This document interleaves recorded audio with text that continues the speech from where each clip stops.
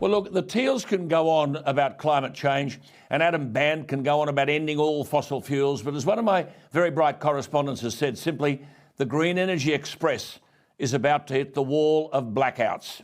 Consider this. If you stop all coal, gas and fossil fuels, who suffers?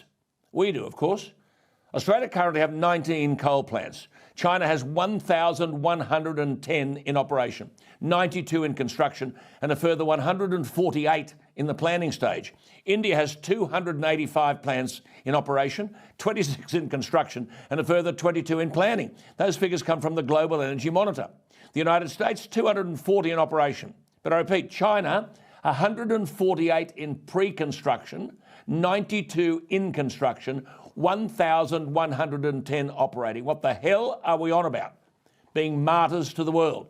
Only last month we were told in an update from the Australian Energy Market Operator, which runs the electricity grid, that the East Coast wholesale price of electricity jumped 141% to $86 a megawatt hour in the March quarter, compared with $36 a megawatt hour this time last year.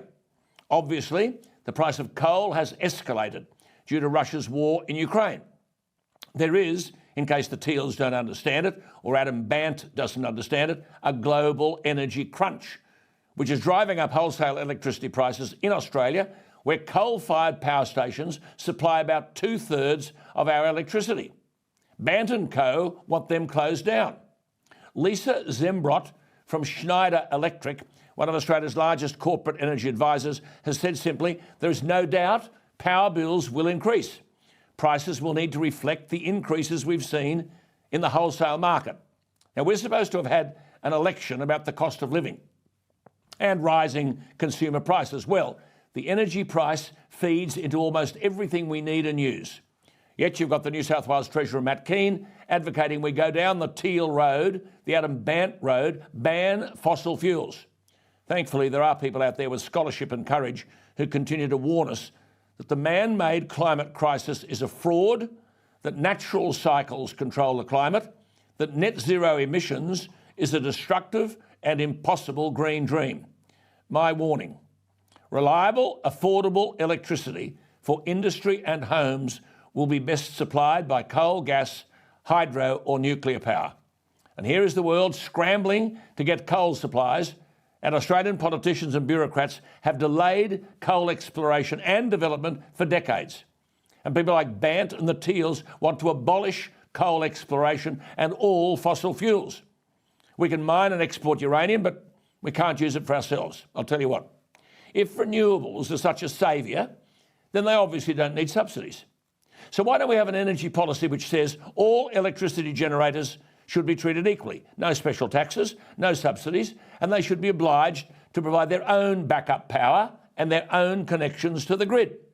Let's see where the renewable disciples would turn then. Of course, we're told to listen to the science. I could quote a stack of scientists, but Richard Lindzen is the Professor of Meteorology at MIT, world-renowned as an atmospheric physicist, a publisher of 200 scientific papers and books.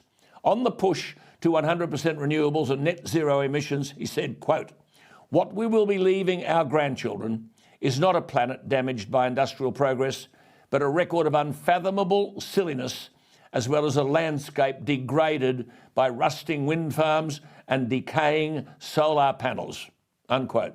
What about Michael Schellenberger, the world-renowned environmental activist for 20 years?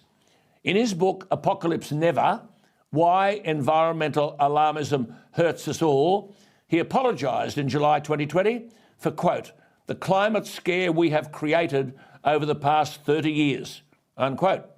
Of climate change, he said, "it's not even our most serious environmental problem." Schellenberg said, "Once you realise how badly misinformed we have been, it's hard not to feel duped."